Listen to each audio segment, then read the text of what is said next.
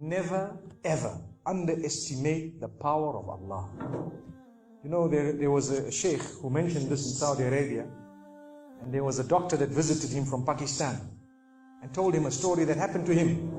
So he says, what happened to me? He says, the doctor who's speaking is a top neurologist, one of the top doctors in Pakistan, or, you know, a very, very good doctor, very hard to meet.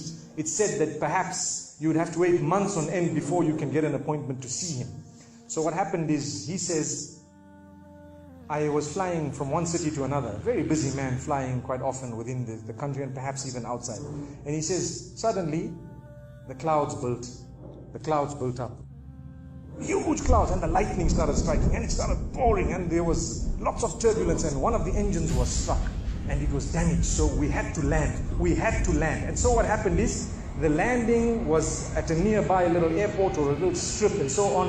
And when they landed there, it was a remote area. How are you going to repair this aircraft? A few people who were on it, it was a small plane, they were, quite surprised because they landed it in such a remote place. No one's there to repair it. They would have to wait, definitely. So the doctor asks the captain or the pilot that, you know what, how long are you going to be? He says, no, we're going to be quite long. Well, I need to get to that area. Look, he says, it's just a 3-hour drive by vehicle. So why don't you just go by road?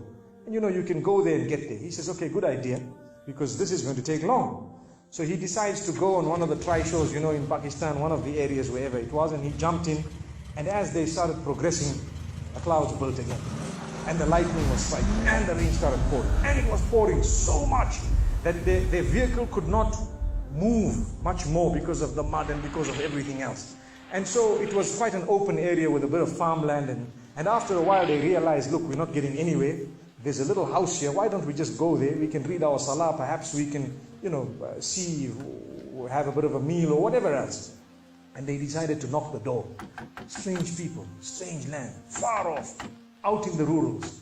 And so he knocks the door, and he's got his little bag and everything, and he walks in. An old lady happened to answer the door after a while, and they spoke to her saying, look, this is what has happened, and we're going from so-and-so to so-and-so, and we just want a place, we want to read salah and so on. And she said, no problem, you can come in. She had a little musalla, a little sajjada, and she had a little baby on the side, or not a baby, but a child. And the child, every little while, she's actually checking on the child, and she's sitting on that musalla, making dua and reading her own salah. These people fulfilled their salah, did whatever they had to. And when they were about to leave, they spoke to the old lady saying, thank you very much, jazakumullah khair, and so on. And, we're going, what's happening to this child, So the woman says, look, the child is an orphan. And the child is unwell, not well at all, very sick. And we've been to all the doctors around. And subhanallah, I'm the grandmother of this child. The doctors have told us that there is only one specialist around who can help this child. And we tried to make an appointment, but they asked us to come 6 months later. And it's far away. I've been making dua to Allah ever since that day. Ya Allah, make it easy for us. Child is sick. Make it easy for us, Ya Allah. So the man says, what's the name of that specialist? So the granny says, it's Dr. Ishan. Immediately this doctor burst into tears. He burst into tears. Straight away, he burst into tears. Why are you crying? Your dua has just been accepted. For your dua, the thunder came, the lightning came, the engine struck, we came down, we came on the road, the rain came again and stopped us and so on. And do you know what? The rain only stopped after the question was asked. Now it happened. And now the woman starts crying. SubhanAllah. And the doctor himself is telling the story, saying, that was me. It happened to me, he says. And he says, I learned that Allah's armies are beyond limits. Allah uses whatever He wants to get what He wants done. It's over. Where in the wildest of the dreams of this person would they have felt or believed that the top man, whom it is semi-impossible to see without big appointments, would actually be driven all the way to the door, knock the door, come in here, read some salah, and they would have to serve the child here. Amazing.